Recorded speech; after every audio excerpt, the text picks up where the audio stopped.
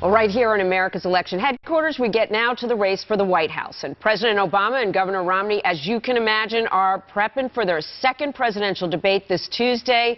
It comes on the heels of the vice presidential face-off, and critics are questioning Vice President Biden's performance, some calling it condescending, even disrespectful. I don't know what world these guys are in. Thank heavens we have these sanctions in place.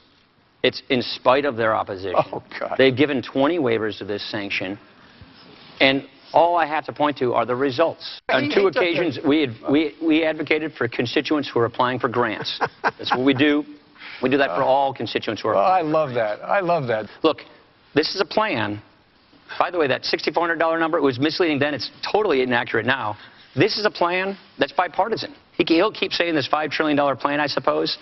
It's been discredited by 6 other studies, and even their own deputy campaign manager acknowledged that it wasn't correct. I know, Mr. Vice President, I know you're under a lot of duress to make up for lost ground, but I think people will be better served if we don't keep interrupting each other. Well, how much impact will all of that have on the next critical showdown, the presidential debate that we'll see this Tuesday? Joining me now, Shira Toeplitz, staff writer for Roll Call. Great to see you, Shira. Good morning. Good morning. The first question I have is, obviously the prep must be pretty intense for both of the candidates. What kind of impact can you expect from this presidential debate coming up, especially since early voting has started and will even start in more states? Yeah, absolutely. I think this debate will probably be one of the most watched and one of the most focused, and that's because, first of all, the timing. As you mentioned, early voting is continuing and starting in many states. Experts estimate that 40% of the population will vote before Election Day this time around, so the stakes are very high. I also think this is an important debate because President Obama is going to come out with something to prove. He's been hanging out, working with his aides at a resort kind of near Washington, D.C., really working through and preparing a lot more for this debate than he did for the first debate. Yeah, our Ed Henry's covering both debates and the debate prep. He's going to be joining us soon to tell us what's going on. Foreign affairs will be a big topic. How much traction is there in the Libya question?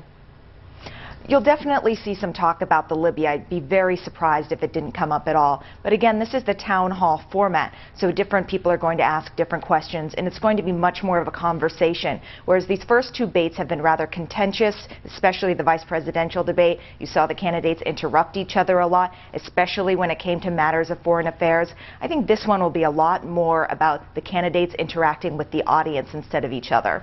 But let's not be naive. They obviously will have their talking points, the things they'll want to get out and fit into an answer if a question comes up. And I'm wondering how much fact correction you would expect from Governor Romney and President Obama based on that vice presidential debate and the questions about getting any facts wrong.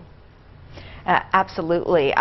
You will see some interaction. They will try to fact-check each other, much like the vice presidential debate when Joe Biden interjected, facts matter, facts matter. I don't think we'll see something perhaps as loud or verbose as that, but they'll definitely spar with each other, trying to say facts here, facts there, fact-checking you. And then also the campaign aides themselves. I know I see them in my inbox. The emails just spew in, fact-checking the other campaign constantly over the course of this debate. Shira, you know, I'm a happy-holic, okay? I wake up smiling, but smiling has to be appropriate. You can't smile when you're talking about things that are not smiling matters. Like if I read a Libya story, I have sadness in my heart.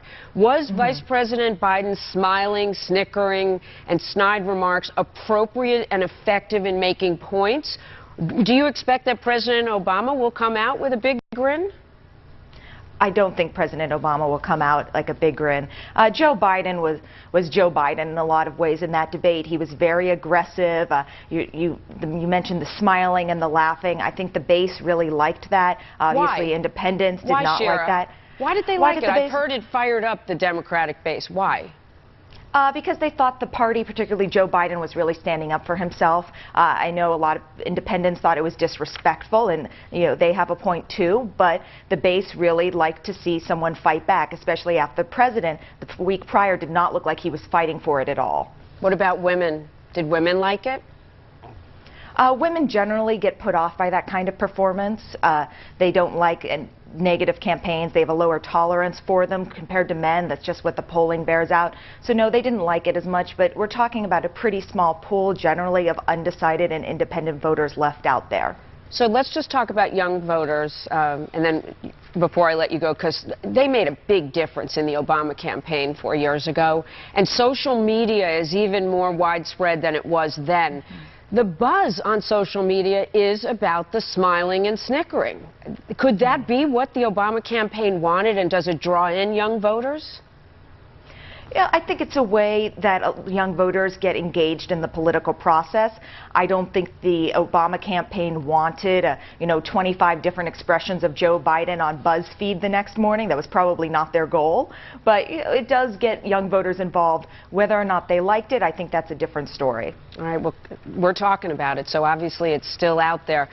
Thank you so much, Shira. Great to see you. Good to see you, too. Thank you. I know we'll all be watching Tuesday night. As Shira said, probably the most watched debate, the president and Governor Romney. Tune into Fox News